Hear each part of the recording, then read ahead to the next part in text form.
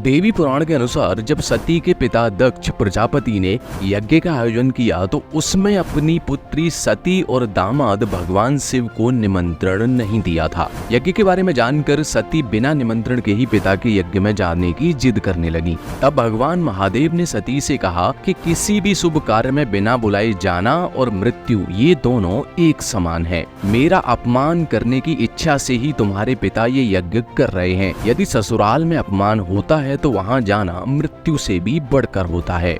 देवी पुराण के अनुसार भगवान शिव की ये बातें सुनकर देवी सती बोली, हे महादेव, आप वहाँ जाएं या ना जाएं, लेकिन मैं वहाँ अवश्य जाऊंगी। पिता के घर में महायज्ञ के महोत्सव का समाचार सुनकर कोई कन्या धैर्य रखकर अपने घर में कैसे रह सकती है। देवी सती के ऐसा कहने पर शिव जी ने कहा, मेरे रोकने पर भी तुम मेरी बात नहीं सुन रही हो। दुर्बुद्धि व्यक्ति स्वयं गलत कार्य कर दूसरों पर दोष लगाता है।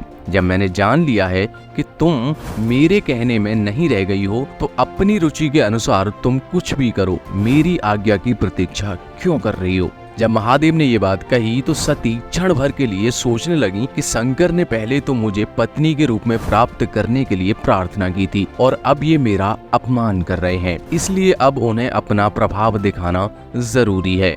ये सोचकर देवी सती ने अपना रौद्र रूप धारण किया और क्रोध से फड़कते हुए होठों वाली तथा कालाग्नि के समान नेत्रों वाली उन भगवती सती को देखकर महादेव ने अपने नेत्र बंद कर लिए।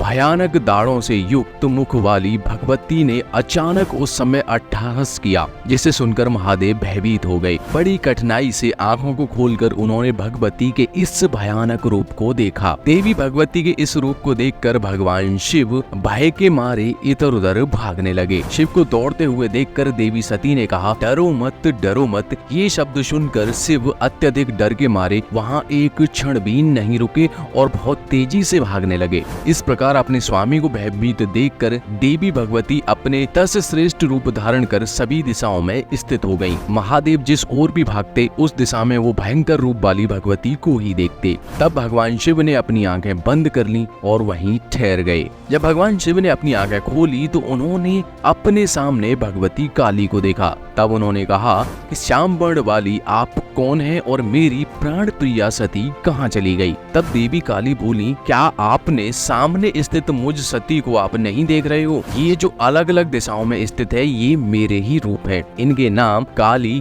तारा, लोकेशी, कमला, भुवनेश्वरी, छिन्नमस्ता, षोडशी, त्रिपुर सुंदरी, बंगलामुखी, धूमावती और मातंगी है। देवी सती के ये वचन सुनकर शिव बोले, मैं आपको पूर्णतः तथा परा प्रकृति के रूप में जान गया हूँ, अतः अज्ञानवश आपको न जानते हुए भी मैंने जो कुछ कहा है उसे क्षमा करें। ऐसा कहने पर देवी सती का क्रोध शांत हुआ और उन्होंने महादेव से कहा कि यदि मेरे पिता दक्ष के यज्ञ में आपका अपमान हुआ तो मैं उस समय यज्ञ को पूर्ण होने नहीं दूंगी। ऐसा कहकर देवी सती अपने पिता के यज्ञ में चली गई।